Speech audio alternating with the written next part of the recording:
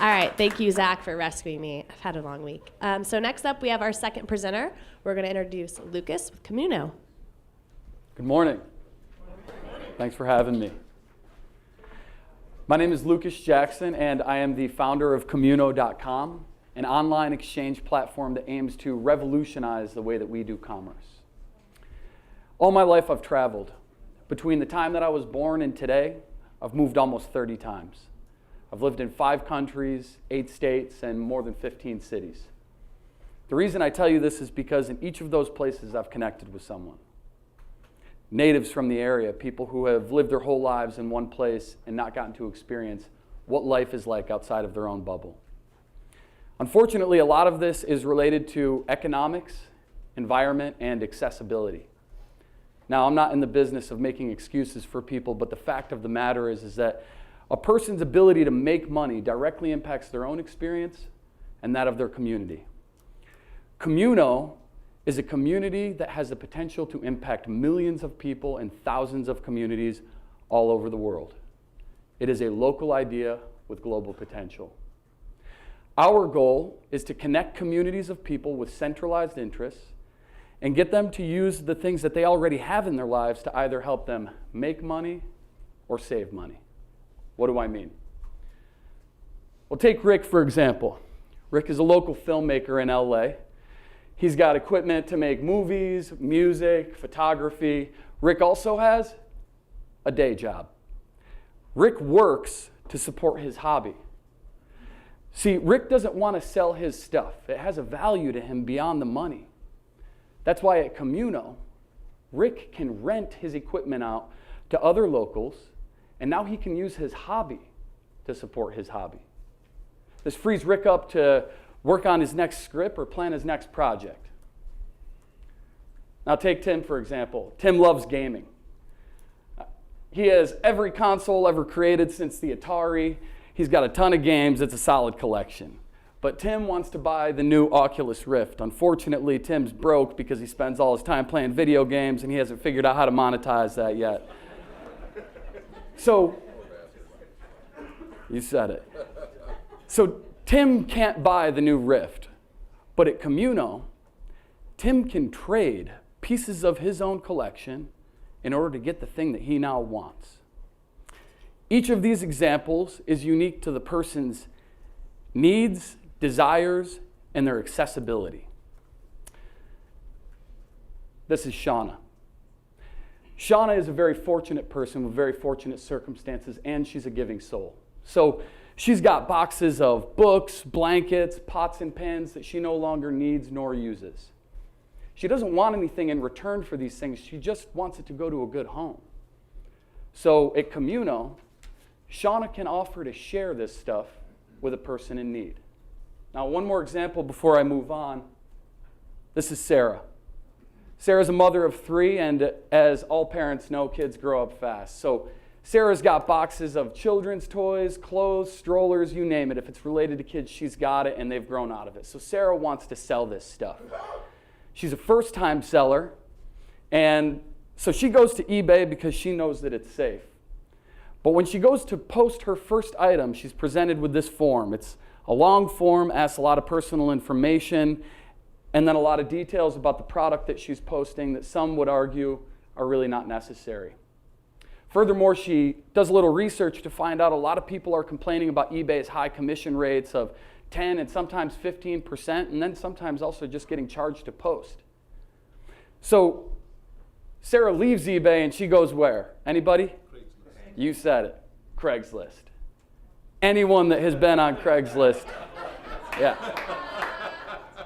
You know what this experience is like, right? It's filled with scams, anonymity, and shady behavior, right? So here's the current problem within the market.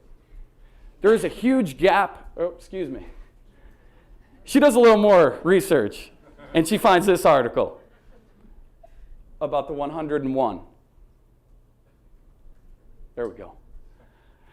101 times someone has been killed using Craigslist. 101. And so that statistic is 101 times too many for Sarah to feel safe. And Sarah, like many of us, values her safety.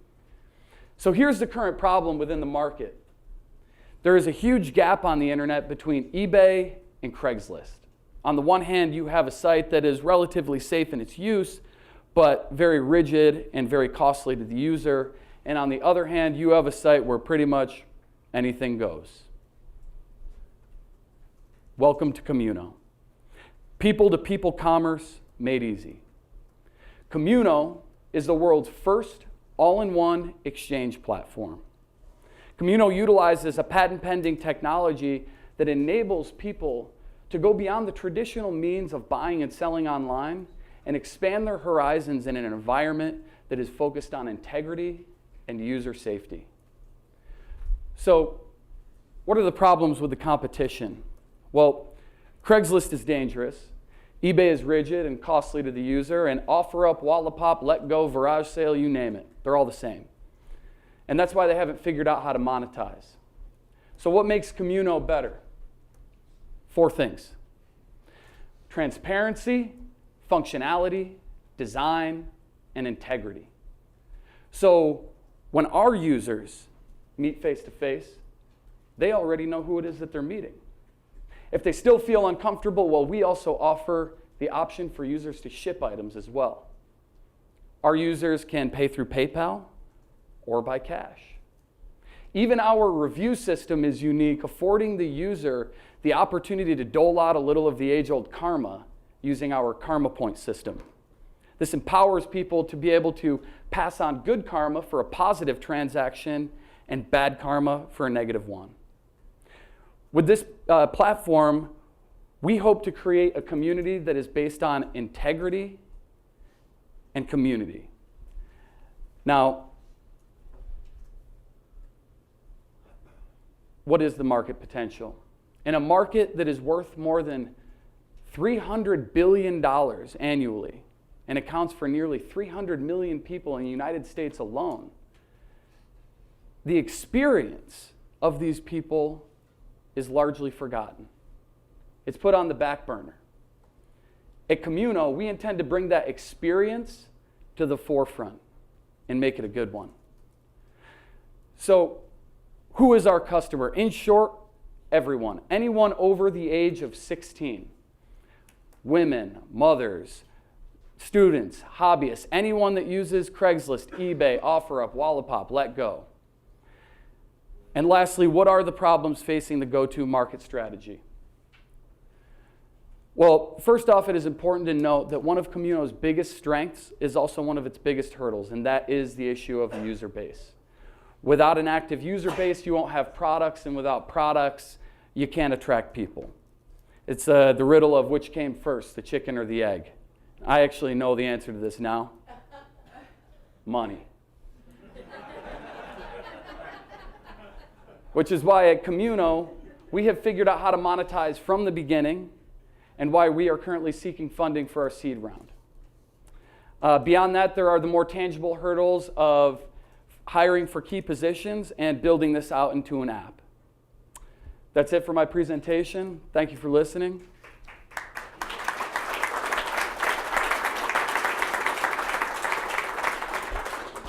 Thanks, Lucas. We'll go ahead and open up to our panelists. Very, very nice presentation, and I think you touched on a lot of the initial questions I had, which is how do you reach density when you're spread thinly over the globe? Did you think about starting off in a more local approach to try out the product and then expand it out? And the other thing to keep in mind is Craigslist didn't start off being overrun by trolls. Right. Once you become popular, here come the trolls. So, being on your site initially, I didn't see anything that was going to validate who I was or what I was doing. So how are you trying to avoid the troll problem? Sure.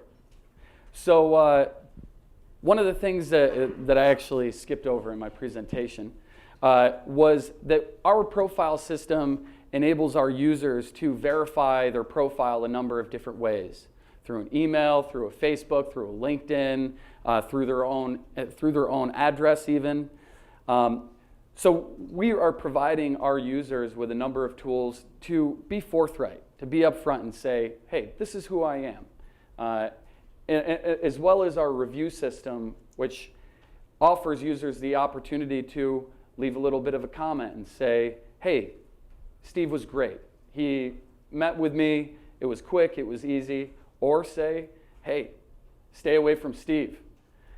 You know, I had a bad experience with this guy. He showed up, he hit on me, he didn't have the product, it was broken. And so I think that by offering the users at least the opportunity to be upfront gives us an opportunity to create that community with integrity. And did you have another question? Did I? Just how are you going to reach density? Yes. So you're right. Obviously, you want to get a foothold, which is what we are trying to do.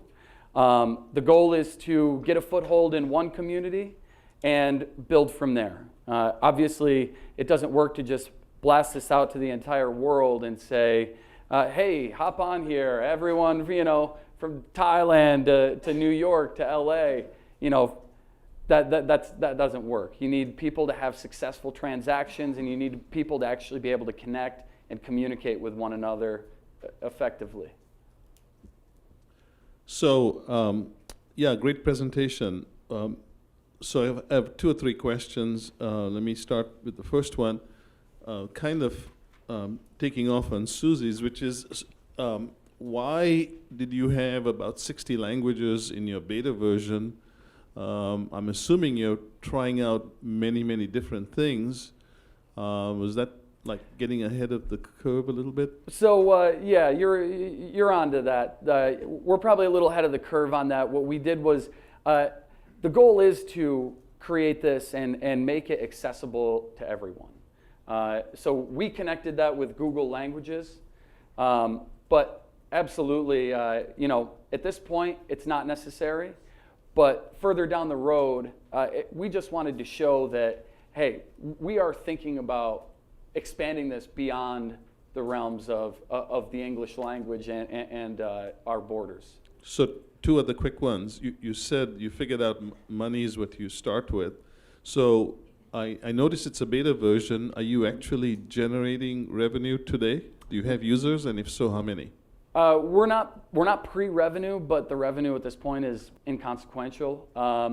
And we have less than 500 users. So it's, again, it's just trying to get some traction there to, you know, more begets more in this scenario. So, you know, the first 50 users were a lot harder to get than, you know, the next 50 and so on. So we're still at a very early point, and like I tell people, we're still in our infancy, but I think we have the opportunity to really grow into something very robust once we do tap into a foothold of a community.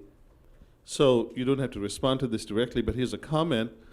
Being an immigrant myself, I'm aware that there's lots of immigrant communities that prefer to communicate in their own language. So the language thing may be a good idea, but your big problem now is how to get a foothold in those communities to make yourself known. So the marketing issue is pretty big. Absolutely, absolutely.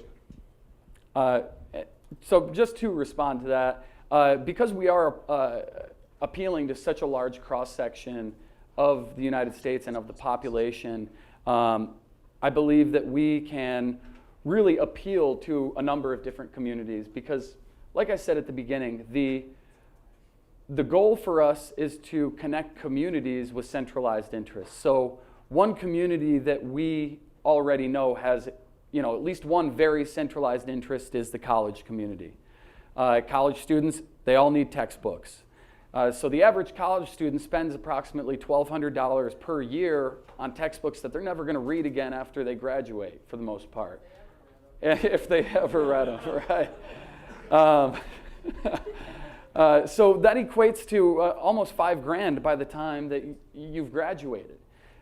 So by tapping into that community and utilizing our trade feature, which I think is one of our most unique and really cool features, I think that we can really appeal to that demographic And then once we're in there, that community already has a plethora of other things that they all really want. Every year they all go back to school, they all buy new furniture for their dorms or office equipment, that type of thing. And when they go home, this stuff usually goes to the curb or ends up on Craigslist. So I think there's room for expansion there. All right, question right in the middle here. Hi. So this strikes me very much so as sort of a couch surfing for eBay, right? In the sense of like, couch surfing has gone through a lot of work trying to make sure that their profiles are really validated, that people have a good, safe experience. I mean, I've used it, extensively, and they do a lot with the verification. So if you're not familiar with how they've done that, I would suggest like creating an account, looking into it, going through their process, because I just know from a user perspective that it's made even my parents feel pretty good about the fact that, I was using this thing for 10 months. So that's just it's a little bit of a comment, but also something I think you can see the correlation. With the commenting and all of that, I know something that they've struggled with, and I see other places is like bullying or people taking advantage of having this direct to user connection. And so it's something that I think is becoming more mainstream. So how do you plan to deal with that? Also your data security, if people are passing out, credit card validation or address validation, like why should I trust you? I think is another thing to consider. And then what's your tipping point for your user base to actually start making this, make sense for you financially, and also just like getting your foothold? Like what's your data tell you for your tipping point? That was like 6 questions, I'm sorry. Yeah, that was quite a bit. Thanks for the comments on the couch surfing thing. I am familiar with couch surfing. I haven't heard anybody put it that way, but that's good. So just to go to your last question there, because there were a few in the middle. If I miss, you want to go back, we can do that. But as far as a user base for a tipping point, our goal, obviously, to start off, we want to hit 1 million users. But to get to that point, you got to have other milestones. 1,000. Like I said, we're already less than 500. So 1,000, 10,000, 50,000, 100,000. And 1 million is really, I feel, where you really have some synergy. You got the ball rolling on multiple fronts. See, the average daily transaction on eBay is 2.6% of their users are making a transaction. So we feel that if we can get to 1 million users, then we're already reaching 26,000 or 2,600 transactions per day, which is a great place to start, and that would already help us to start to generate revenue. 2-second delay. There it is. 2-second delay. Thank you, Zach. We've got another question for you here, Lucas. Thank you. Good morning. Good morning. I like your transitioning colors in your name, Thank the you. tricolor. But sitting back here, I'm having a hard time reading it. So going forward, what I might suggest is a dark background in your marketing materials so that you pop that name, because everybody needs to know your name. Okay. So last Saturday, I took a few items over to my local Goodwill drop-off center, and I was amazed at the quantity and quality of items people were bringing in to share with Goodwill. Sure. But everyone was standing there waiting for their tax receipt. So I saw you have a share component. Mm-hmm. How do you deal with the tax receipt, and how do you make money on your website with your share component? So the share component is actually free, and I intend to keep it that way. The point of an aspect of this community is to create community. And because nobody is making money on the share, I feel that it's unfair for us to try and monetize that. Because we do have 4 features, and that is why we are able to monetize from the beginning, because we're able to offer other features of ours for free. As far as the tax monetization goes, that is not something that we have thought about in terms of person to person. Because again, this is more of a community aspect. I hadn't really thought about involving the government in that share component. But one of the things that we want to do down the road with our share feature is actually make it so If you post something to share, and after a week or whatever you say is, you're tired of having it up there, you just want to get rid of it, we want to get involved with a charity such as the Vietnam Veterans Association, which will send 2 guys to your place and pick up anything that you are willing to donate. And it's a great charity, and I think that having that aspect of having somebody come to your door and take the things that you're giving away is really nice and makes it easy for the user. Lucas, we've got another. Sorry, Zach. Question in the middle here. It seems like right now you're kind of focused on just normal people to normal people. Have you ever thought, and then you're also focused on, like non-business owners, but have you ever thought of allowing local business owners to kind of have a presence so that they can reach out to local markets and kind of people can purchase from either the maker that's actually making the product or the business owner that's the candle provider or something? It allows you to have a lot more product on your site right up front, Yeah. which allows you to lean into a lot more, draw a lot more users. Absolutely. And yes, definitely have thought about that, and actually have reached out to a few businesses. The thing, again, it's about establishing a foothold in a community. So business owners are going to generally be, protective over their business and over their merchandise. We do charge a commission for payments that do go through the PayPal system. Again, for a business owner, that stops and make them think for a second. But if we can establish a foothold, say, around a university where there is a great community, and say there's a local bike shop where the bike, it's another avenue for them to advertise their products, have more eyeballs on their merchandise, and possibly even expand their business into something that they hadn't thought about before. Because if they are already selling bikes and it's, again, a local area, hey, why not take a stab at renting those out for a day or two to people who are interested in doing that? So yeah, that's a great point, and definitely something that we want to do. Or even some small businesses don't want to invest in the infrastructure to build out their own e-commerce. So if you can take some of that burden off of small businesses and provide an embedded kind of plug-in for their website, and then kind of a branded experience so that you're not pushing them to the larger product that you've got on your website, but you can have a, mixture candle experience, right? So. Sure. All right, thank you. All right, last question from the crowd in the back. Thank you, Zach. Go ahead. You're welcome, Anna. All right, actually 2 quick questions. So one is, can you talk just briefly a little bit about the IP that you said you had, or some type of patent I think you had mentioned early in your presentation? And the other is, have you contemplated individuals being able to utilize video as part of their selling of whatever items they may want to sell? It's 2 great questions. And just to start with the patent, so what we have applied for is a utility patent. So again, that is currently pending. And that patent is on our functionality, the flow of the system, and the novelty of our whole review system. So just beyond that, to answer your second question, video, yes. Yes, that's actually been something that I haven't really planned on talking about, but yes, that's an idea that we already have in the works. It's very good. Okay, Lucas, our final question for you really quick. I know you've kind of mentioned it, but is there anything else that we can do to help you? Never thought you'd ask.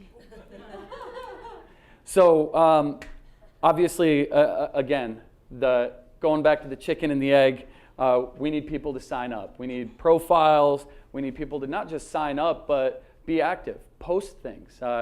We have 4 different ways to post your items, and each of them is very easy and tailored to the experience.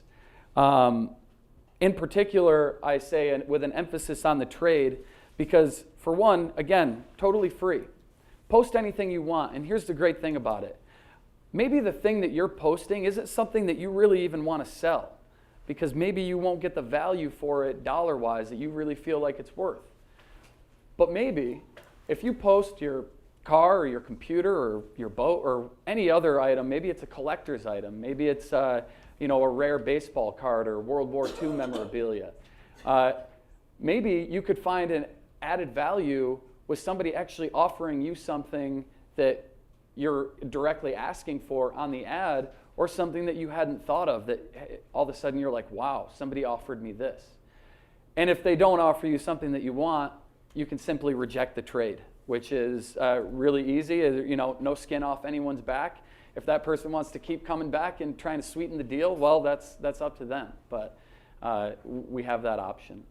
So just to continue on, spread the word, tell your friends about it, sign up, pass it through social media, and we are currently seeking funding for our seed round. So if you are an angel or a VC, write a check.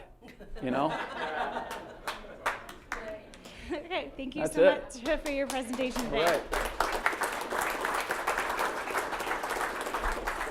We'll see you guys next week. We have Swope Guitars and To Go 24, and then also we need to be out of this room by 10:30 today, so keep that in mind. See you next week.